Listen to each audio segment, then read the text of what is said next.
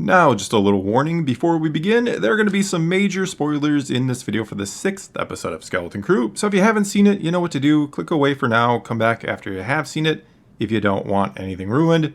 Also, let me just take a quick moment to say Happy New Year to everybody. I hope you have a great year ahead of you, as I hope Star Wars has a great year ahead of it. Alright, and now on to the episode, which I thought was good. I thought this was a solid episode. I didn't think this was the best episode overall in the series thus far. I thought, much like the 4th episode of the season, that it was on the short side. This one was like 25 minutes when you take out opening and end credits, which really isn't much. And much like that 4th episode, it was kind of light on plot in and of itself. There wasn't really a whole lot going on besides some solid and good character development, which both episodes had. This was kind of the KB episode. We finally learned something about her, even in that 4th episode, which was a really, again, heavy character development episode for all the kids. It kind of left her out, and we were left wondering, what is the deal with her? And we did get some answers here. We kind of suspected some of the things, right? She does have some headgear, if you will. So we assumed something had happened there. And we don't know what it was, but whatever it was some kind of accident. It was obviously very severe. And she ended up with some augmentations that need to be maintained, essentially, or she can be paralyzed or even die. And she got close to death in this episode. But Whim was pretty much the hero of this episode, and he learned yet another kind of valuable life lesson, or continues to learn the same types of lessons about what it really means to be a hero. That being a hero isn't always, say, putting on a cape and fighting the bad guy, or picking up a lightsaber and being a Jedi and fighting literal evil. Sometimes being a hero is something simple. Sometimes you can save a life just by doing something kind of mundane in a way. And that's even what KB said after he saved her, that you probably thought it'd be more exciting to save someone's life. She even called him a Jedi, which he appreciated for sure. And again, he's learning a lesson about life, that no, to do the right thing, to be a hero, to save somebody, it doesn't always mean being a Jedi or, again, doing something truly epic and heroic. And I think that is a fine lesson for younger audiences, and certainly for older audiences as well. We can all be reminded that sometimes it is the little things that make all the difference in the world. Another sort of life lesson, and this one was learned mainly by KB. And again, it is a very kid-friendly life lesson, something that perhaps all of us, or most of us, have learned when we were younger and had friends that were perhaps better than us at certain things, or hard to keep up with for us, and you feared that if you could not keep up with them, that they wouldn't be friends with you anymore. And sure, again, adults can certainly learn that lesson or have it reiterated as well. Basically, that you need to find friends that will accept you for who you are, and to not be afraid to tell them when I can't do something or don't want to do something. And if they don't accept that, well, then they're really not much of a friend you want to keep anyway. And the funny thing is that KB had really nothing to fear, because Fern, in this very episode, was showing that, yeah, she will accept the fact that somebody like Neil, who goes off with her while Whim and KB go do their own thing following the crab droids to the big crab droid. But we saw that even when Neil could not keep up with her, that she kind of understood. Yeah, she got a little frustrated at him, but she understood and went out of her way to help him. She wasn't going to abandon him just because he could not keep up, the same way she would have never abandoned KB for not being able to keep up with her. Again, these are very kid-friendly life lessons, you could call them, which are fine. I'm not surprised that we are getting those sort of life lessons in a show like this, which is very, again, family-friendly, arguably more kid-focused than adult-focused, if you will. I'm not trying to belittle the show or insult it in any way, shape, or form by calling it more kid-centric than adult-centric. Just because something is for kids doesn't mean it is totally dumbed down or anything like that. I said in a previous review that it always irritates me when we use kids show as some sort of insult or excuse for bad writing, like, oh, it's for kids, so it doesn't have to be good, or doesn't have to be complex or nuanced at all. Now, certainly sometimes you can go a bit too far. A show like Andor,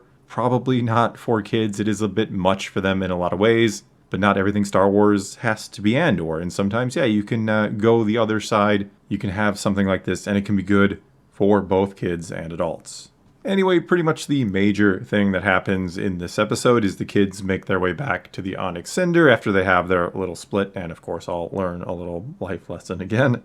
Though, of course, they had to rescue the ship from the garbage heap, basically, and from being eaten by the big garbage monster, let's call it.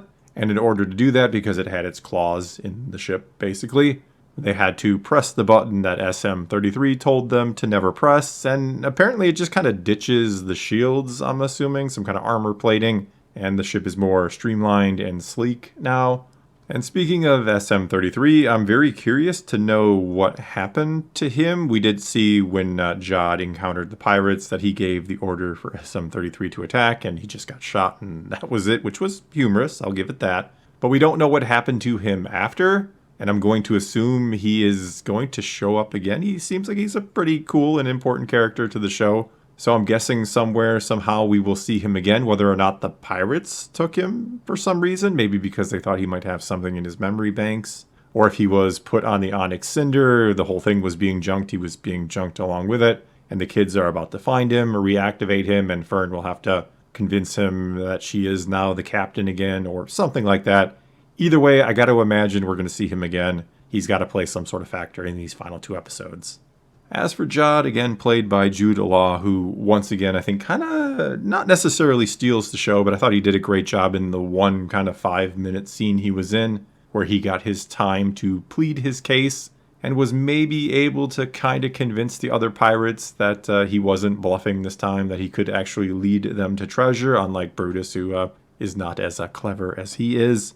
And he shows them the Old Republic credits, tells them about At-Aten and how they are minting credits, new Old Republic credits, and that he knows the coordinates there. And also we learned, going backward a little bit here, we learned that KB knows the way home to At-Aten. So I'm assuming the final 2 episodes are going to go back there, and that is where it's all going to culminate in these final 2. Maybe there is another pit stop along the way, but I feel like we're about ready to go home and finish this thing off, and I do think we're in good position for that. I don't think there's a lot left to explore other than to resolve what happens with Jod and the kids and to find out what the mystery of At-Aten is, which I still think will have something to do with the pirate that we didn't get to see and that statue with the head cut off and all that. I think both those things are going to play into the finale and into whatever is the real story with At-Aten. What is the mystery here? What happened to the planet? Why has it been off the grid so long, just continually, or so it seems, minting new Old Republic credits? Other than that, there were some little things in here, like the kids learning that the X-Wings were the good guys, essentially, that they were shooting at the pirates, and I'm curious where they're going to go with that. I'm wondering if the New Republic, the X-Wings, will make their way back to At-Aten too, and the people of that planet will begin to realize, oh, we've been out of the picture for a while now, and that At-Aten will eventually kind of make its way back into the New Republic. If we're going to get a kind of resolution for the planet as well, if that makes sense. We also had more of the Pirates Code, the sort of honor among thieves that Jod got the chance to plead his case again. And I thought that was pretty good. I thought a lot of things in this episode, again, though it was short, was pretty good. I really like a lot of the visuals. Again, I'm happy to see so many aliens. I'm happy that this feels like Star Wars, that it feels like it is on a big stage, unlike some of the other shows that have felt very small and very kind of bland. Not that Star Wars always needs to be big and colorful. Other than that, there isn't much to say about the episode. Again, I thought it was good for what it was. I thought it was way too short, and I wish there was just more to it to kind of sink your teeth into. I wish these character development episodes had a story in and of themselves to tell, other than, hey, we just need to get back to the ship and an obstacle is going to pop up for us to overcome quickly. Nevertheless, I did think it was a good episode. It's the type of episode that when it is all on its own, you do kind of feel when the end credits roll that it's kind of lacking a little bit, that you feel kind of robbed, that you waited a week to see 25 minutes, and that you have to wait another week to see hopefully more than 25 minutes.